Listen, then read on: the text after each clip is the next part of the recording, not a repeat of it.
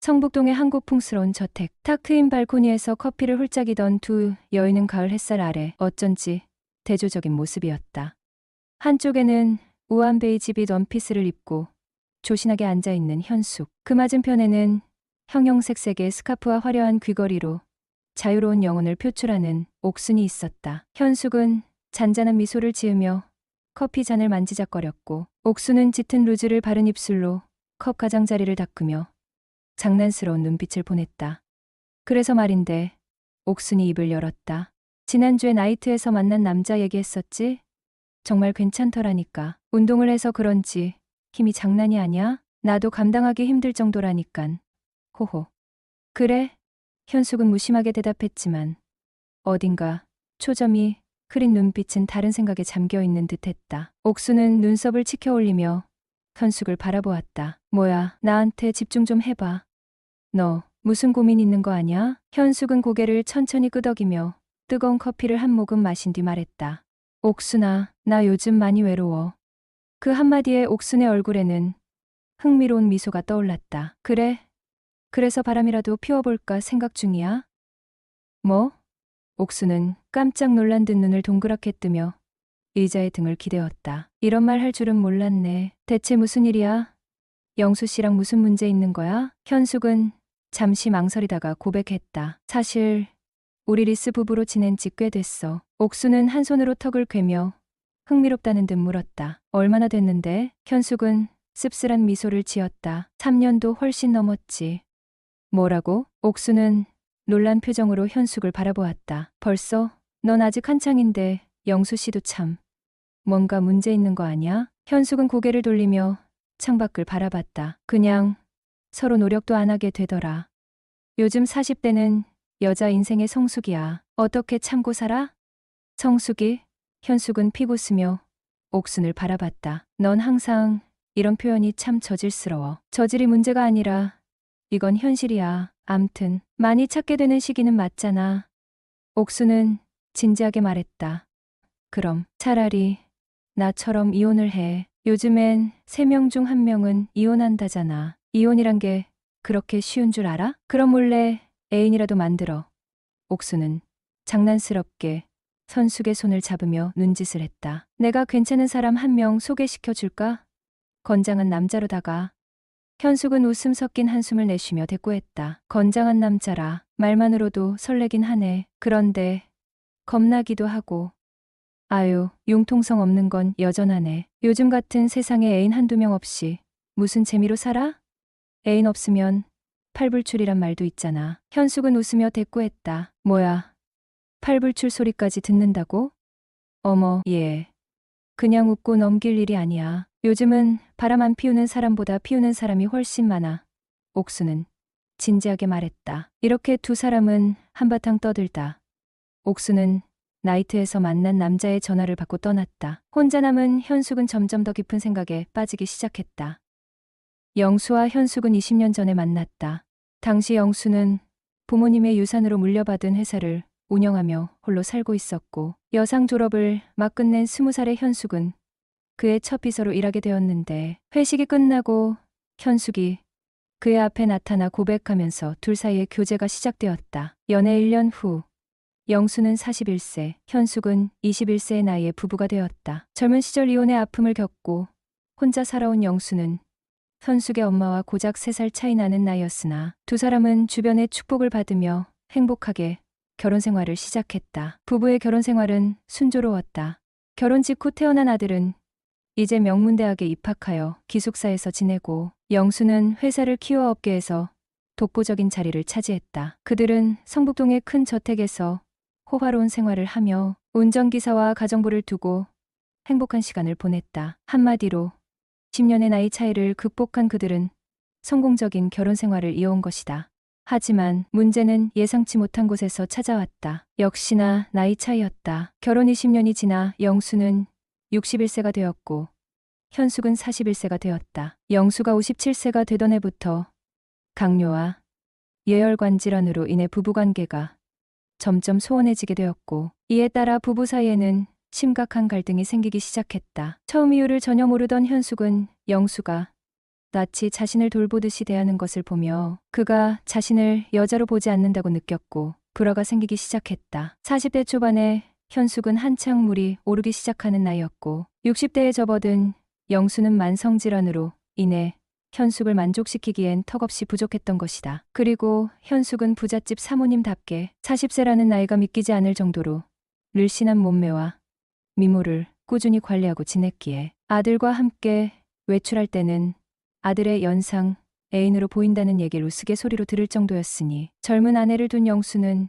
이런 상황에 깊은 고민에 빠지기 시작했다. 병원에서는 더 이상 치료가 불가능할 정도로 발기부진이 심각해졌고 현숙에게 젊고 건장한 남자가 나타나서 자신으로부터 멀어질까봐 걱정이 되어 마음이 불안해졌기에 더 이상 일에 집중할 수 없을 정도로 신경이 쓰였다. 하지만 공교롭게도 밤일만 빼고 두 사람 사이에는 큰 문제가 없었다. 현숙은 영수를 무척 사랑했고 그의 친정에 경제적인 어려움이 닥칠 때마다 아무 조건 없이 도움을 주었기에 현숙은 항상 영수에게 의지하고 우러러보았다. 그래서 20년 넘는 나이 차이를 극복하며 아무 문제 없이 살아왔던 그들이었다. 그러나 현숙에게도 한계가 찾아오기 시작했다. 건강한 사내와 데이트하는 꿈을 자주 꾸기 시작하며 외로움을 느끼기 시작했던 것이다. 그녀에게는 자신의 감정을 채워줄 누군가가 필요하다는 것을 깨닫게 되었는데 영수는 이런 상황을 눈치채고 차라리 현숙에게 남자를 만들어주는 것이 좋겠다는 생각을 하게 되었다.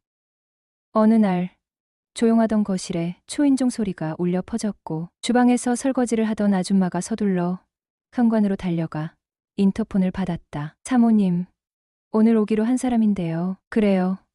어서 열어주세요. 자리에서 일어난 현숙도 현관으로 갔다. 어서 오세요. 만나서 반가워요. 안녕하세요.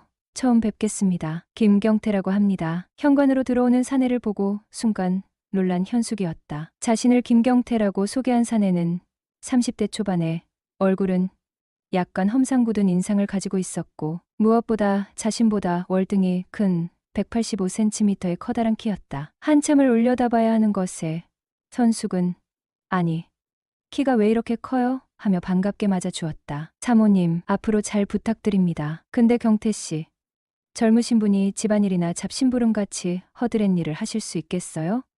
상관없습니다. 시켜만 주시면 뭐든지 잘 해낼 자신 있습니다. 경태는 아주 씩씩하게 큰 소리로 대답했다.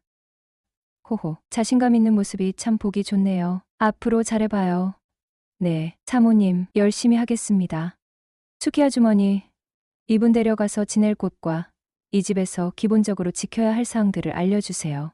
네, 사모님.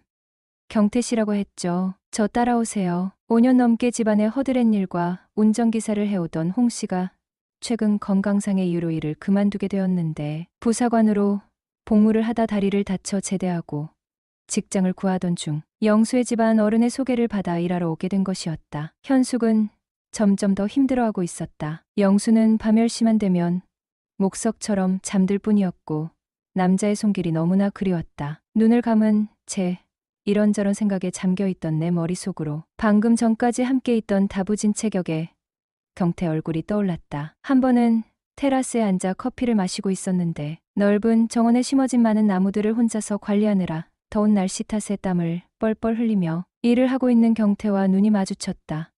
사모님, 뭐 시키실 일이라도 있으세요?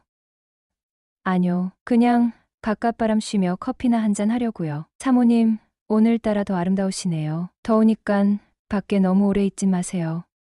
네, 그럴게요.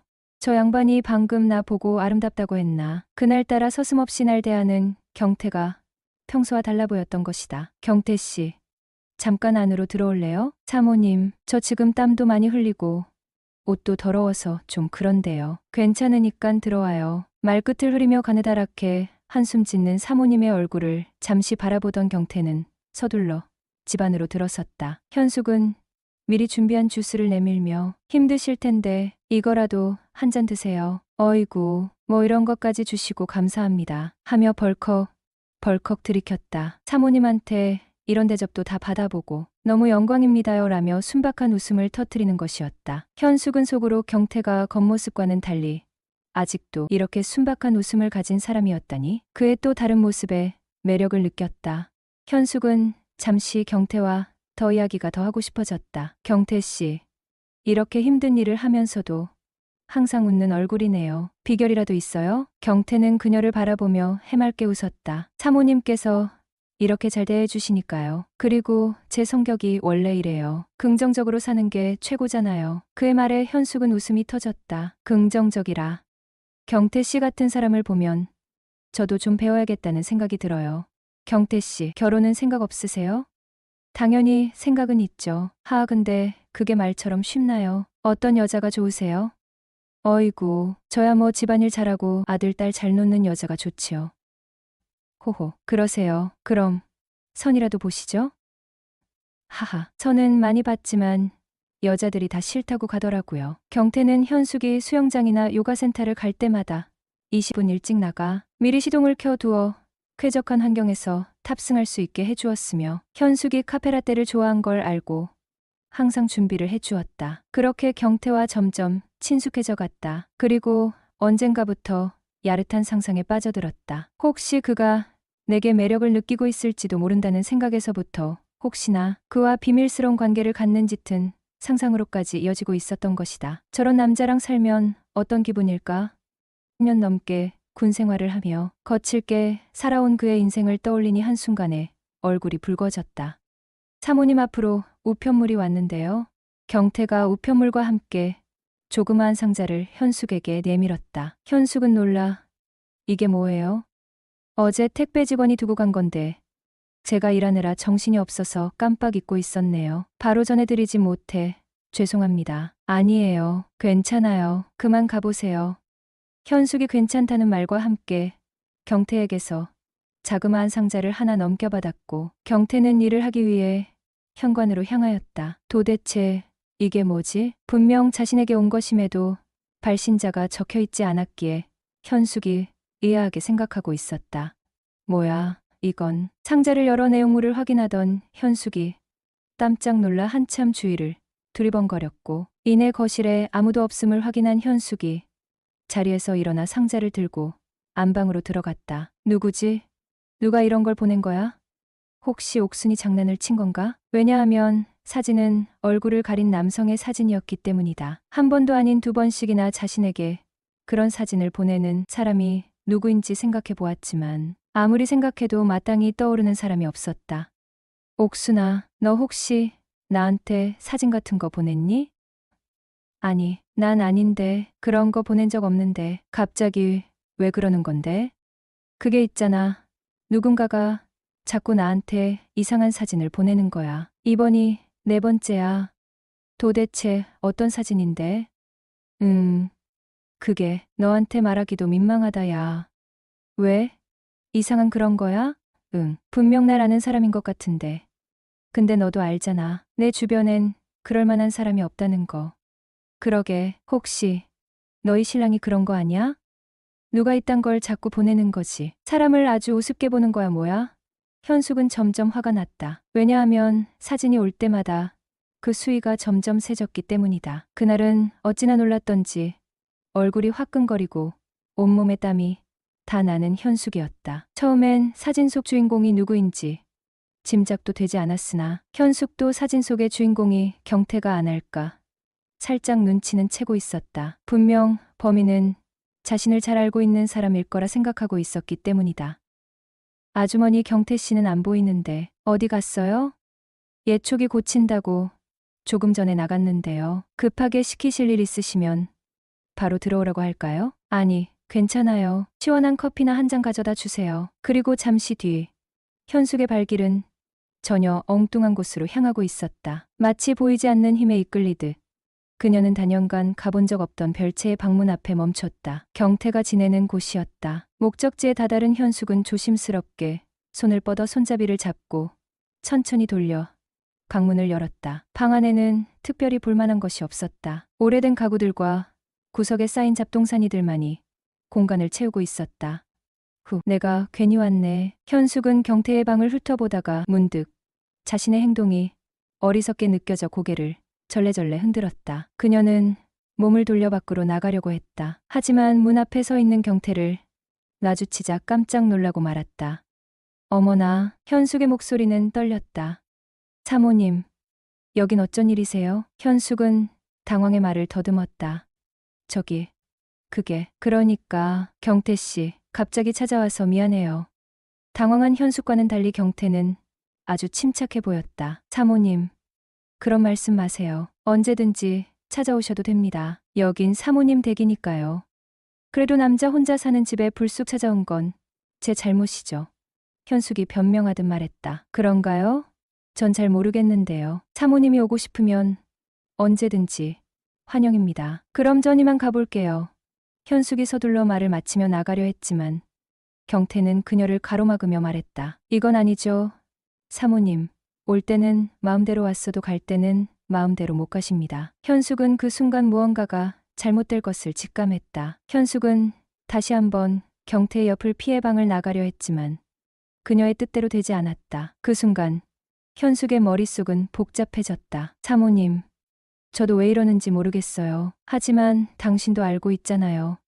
경태의 목소리는 절절했다. 현숙은 잠시 동안 망설였다. 왜냐하면 진작부터 사진 속 주인공이 경태란 걸 알고 있었기 때문이다. 하지만 현숙은 경태로 인해 새로운 여자로 태어나고 있는 자신을 느끼며 그 순간만은 모든 것을 잊어버리고 있었다. 사진 속의 남자가 경태였기를 바랐던 자신의 마음을 숨길 수 없다는 것을 깨달았기 때문이었다. 그렇게 10년이 흘렀다.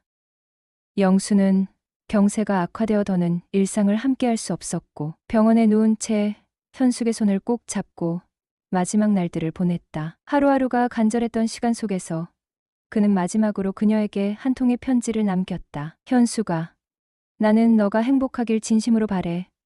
평생 내 곁에 있어줘서 고마웠어. 사실 경태는 내가 너를 위해 선택한 사람이야. 내가 더 이상 너를 행복하게 해줄 수 없다는 걸 알았을 때 너의 곁에서 부족한 부분을 채워줄 사람을 찾고 싶었어. 그게 바로 경태였어. 그러니 죄책감은 가지지 말고 남은 인생을 즐겁게 살아가길 바래. 나 대신 경태와 함께 웃으면서 말이야. 영수는 그 말을 끝으로 세상을 떠났다. 편지를 읽으며 현숙은 한참 동안 아무 말도 하지 못했다. 눈물이 끊임없이 흐르는 가운데 영수가 그녀를 얼마나 깊이 사랑했는지, 얼마나 큰 희생을 했는지 비로소 이해할 수 있었다. 그의 마지막 선택이 자신을 위한 사랑이었다는 사실이 가슴을 아리게 했다. 그 이후로도 경태는 집을 떠나지 않았다. 여전히 별채에서 생활하며 집안일을 거들었고 현숙과는 하루하루 함께 시간을 쌓아갔다. 하지만 가끔은 이런 생각이 들었다. 경태 나이도 어느새 40을 넘겼는데 평생을 결혼도 포기한 채 내 곁을 지키는 게 정말 그에게 행복한 일일까? 경태가 늘 말하던 대로 그는 현숙이 잘 지내는 모습을 볼 때마다 그저 행복하다고 했다. 그러나 현숙은 알았다. 그의 마음 한켠에는 지워지지 않는 외로움이 있다는 것을. 그녀는 자신을 향한 그의 헌신이 고맙기도 했지만 한편으로는 미안했다. 이제 그를 놓아줘야 할까? 현숙은 깊이 고민했다. 그녀는 영수가 남긴 편지와 경태의 모습을 떠올리며 답을 내리기로 했다. 어느 날 차 한 잔을 앞에 두고 그녀는 조심스레 말했다. 경태 씨, 이제 당신도 당신의 행복을 찾아야 하지 않을까요? 나는 괜찮아요. 정말로요. 경태는 잠시 머뭇거리다가 웃었다. 현숙 씨가 괜찮다면 저도 괜찮습니다. 하지만 제 행복은 이미 여기에 있는 거려. 그 말에 현숙은 눈시울이 붉어졌다. 그러나 그녀는 마음을 굳게 먹었다. 영수의 편지처럼 그녀도 경태가 진정으로 행복할 수 있도록 그의 손을 놓아줄 준비를 해야 했다. 삶은 그렇게 서로를 떠나기도 하고 다시 만나기도 하면서 각자의 행복을 찾아가는 여정임을 깨달은